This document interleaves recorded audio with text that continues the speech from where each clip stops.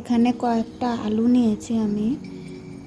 আলুগুলো ভালো করে ধুয়ে নিলাম, তারপর আলুগুলোর খোসা ছাড়িয়ে নিলাম সব কটা আলু। তোমরা এখানে প্রেসার কুকারও ইউজ করতে পারো। আমার প্রেসার কুকারটা খারাপ হয়ে গেছিলো, ওই জন্য আমি এখানে বোল ইউজ করেছি। সব আলুগুলো ভালো করে ছুলে আর একবার ভালো করে ধুয়ে নেবে। আমি চার টুকরো করেছি আলুগুলো ছুলে। এই 4 টুকরো আরও ছোটো ছোটো করেও দিতে পারো, তাহলে তাড়াতাড়ি সেদ্ধ হয়ে যাবে। আলুগুলো ভালো করে ছুলে ভালো করে ধুয়ে নিলাম।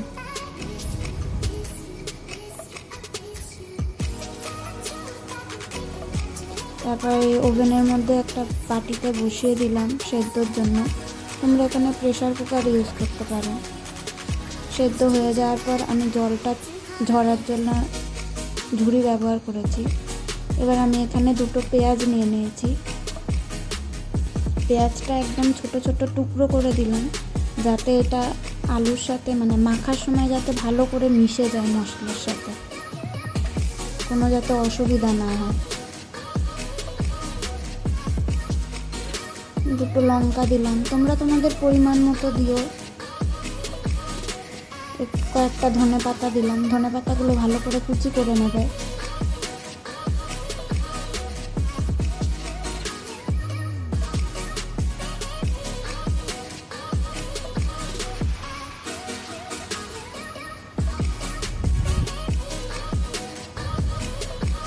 সবাই আলু পরোটা করে আলাদা আলাদা পুর করে, আমি এখানে আলাদা পুর করিনি। আমি আটা ময়দা আগে মাখাইও নি, আমি একসাথে করব জিনিসটা। তোমরা দেখো,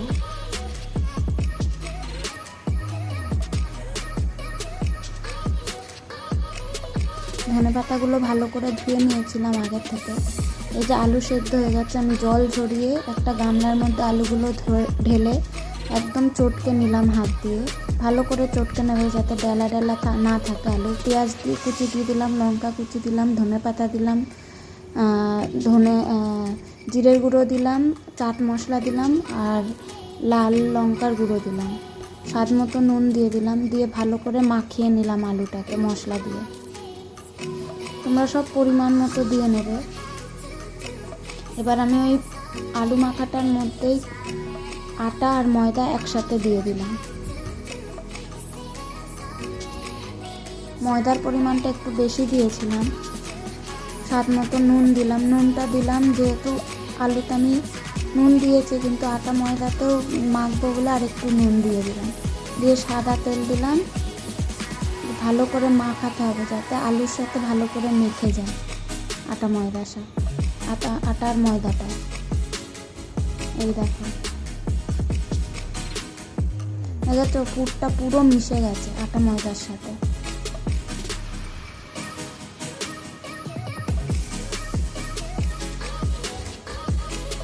এমনি করে করলে কি, যে আলুর পুরটা থাকে মশলার সাথে, এটা হলো পুরো ময়দা, যে আটাটা পরোটাটা যখন ভাজবে দেখবে মশলাটা পুরো পরোটার সাথে মিশে আছে।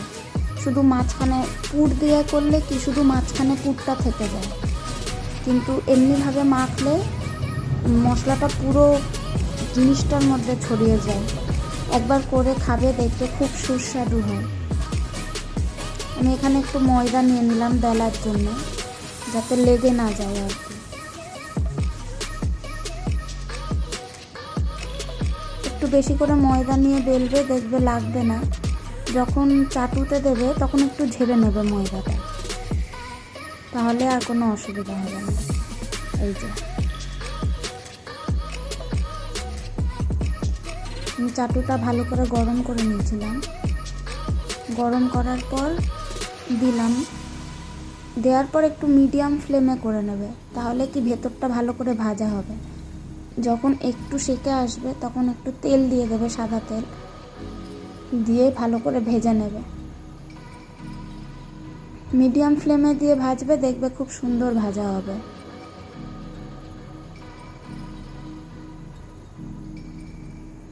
এটা ঘি দিয়েও ভাজা যায়, মাখন দিয়েও ভাজা যায়, কিন্তু আমি এখানে সাদা তেল ইউজ করেছি। এটা এক রকমের চাটনি দিয়ে খায়, অনেকে টক দই দিয়ে খায়। আমি একটা চাটনি দিয়েও বানিয়েছিলাম। ওই চাটনির রেসিপিটা আমার এই চ্যানেলেই আছে, তোমরা গিয়ে দেখতে পারো। আর জানাবে পরোটাটা কেমন হয়েছে খেতে, তোমরা বানিয়েছো কিনা। একটু এমনি খুন্তি দিয়ে চেপে চেপে নেবে, তাহলে পুরোটা ভাজা হবে।